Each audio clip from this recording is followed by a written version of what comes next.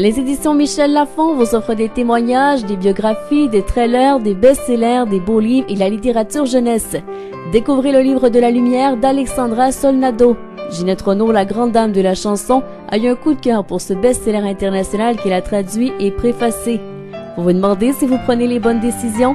Le livre de la lumière offre des leçons de sagesse simples et profondes, des messages de réconfort et de guérison qui abordent des sujets fondamentaux tels que le pardon, l'amour inconditionnel, la culpabilité, ainsi que plusieurs autres. Plus qu'un ouvrage, le livre de la lumière est un véritable guide de vie. Vous écoutez Samedi de lire avec l'auteur invité d'Amélie Boivin-Enfield. On est rendu au moment de l'émission. Mon auteur invité de cette semaine, Ghislain Tachereau, vous présente ses coups de cœur littéraires. Et Ghislain, quels sont tes coups de cœur littéraires? Ben, c'est quelque chose d'un peu vieillot. Ça m'a été recommandé par Richard Sainte-Marie, l'auteur de Repentir et autres bons bouquins. Très bon auteur. Mm-hmm. Ça s'appelle Le pays renversé de Denis Delage. Je pense que ça a été publié en 92. Mais moi, ça m'a vraiment bouleversé. Denis Delage, c'est un historien spécialisé. Il donne des cours de l'histoire des Amérindiens à l'Université Laval. Et Le pays renversé raconte comment les premiers Européens qui sont arrivés en Amérique, surtout Amérique du Nord-Est, qui raconte, lui, comment ils ont vraiment, par les échanges économiques inégaux, par le désir d'évangélisation des Amérindiens, comment ils ont scrappé l'Huronie et le territoire amérindien, comment ils ont détruit, comment ils ont renversé le pays des Amérindiens. Alors c'est bouleversant parce que il y a des passages où ils décrivent l'abondance du territoire quand les Amérindiens quand les Européens sont arrivés ici, les premiers. Ils parlent d'une sorte de pigeon sauvage qu'ils appelaient la tourte, qui était un oiseau qui migrait. Et il disait qu'un seul coup de feu, un seul coup d'arquebuse, tellement il y avait d'oiseaux, là, il tirait un seul coup de feu en l'air quand la migration avait lieu, puis il pouvait tomber une centaine d'oiseaux du ciel.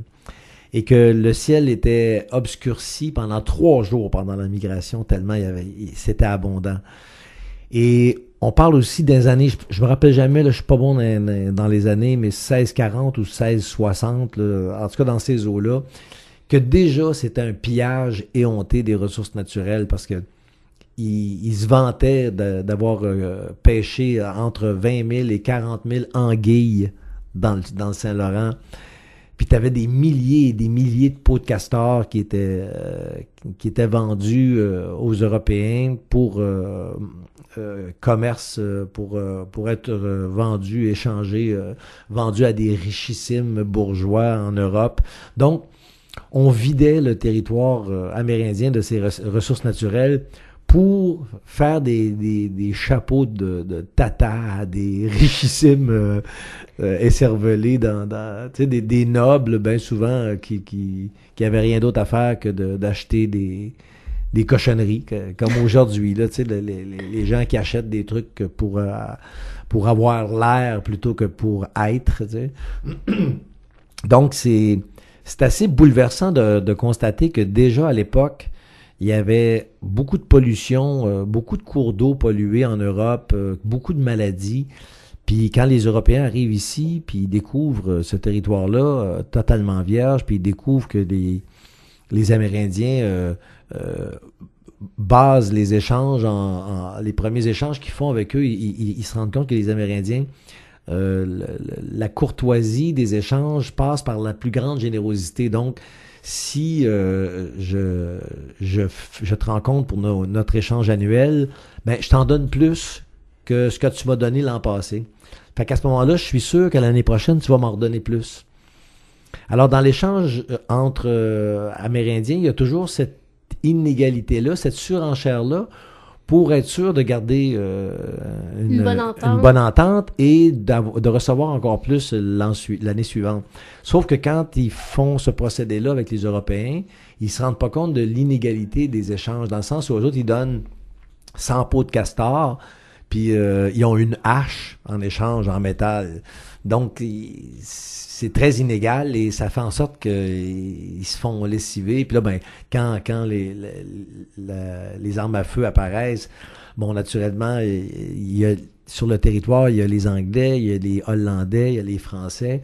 Les Hollandais, ils laissent des armes, ils laissent plus facilement les Amérindiens acheter des armes à feu, alors que les Français les obligent à se christianiser pour avoir droit d'acheter des armes à feu. Donc, ils détruisent carrément une culture riche, aussi par les microbes qu'ils transportent, les microbes qu'ils apportent d'Europe. Même que l'auteur, Denis Delage, parle de... Peut-être que je citerai pas bien ces termes, là, mais c'est de unité microbienne mondiale. Il dit que c'est à cette époque-là où les microbes ont été uniformisés à grandeur du globe. Là. Ici, je pense qu'il n'y avait jamais eu de scorbut, ou il n'y avait jamais eu de variole. En tout cas, il y avait des trucs qu'il n'y avait jamais eu.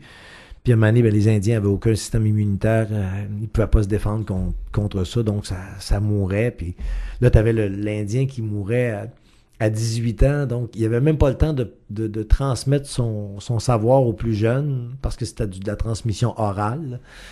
Fait que c'est très bouleversant de voir à quel point, juste pour vendre des peaux, puis pour en pillant un territoire, pour enrichir des nobles, puis des ducs, puis juste pour ça, on a détruit de très grandes cultures puis un vaste territoire. Là. Ça m'a grandement bouleversé. Et c'est quoi le titre de cet ouvrage-là? Le pays renversé. Et l'auteur, c'est? Denis Delage. Denis avec un Y et Delage comme un enfant de l'âge de 8 ans. Là. Ça s'écrit tel quel. Puis c'est Boréal Compact à la maison d'édition. Ben merci Justin de la belle suggestion. On s'arrête et au retour, c'est moi qui vais te présenter des ouvrages que j'ai lu cette semaine. Parfait.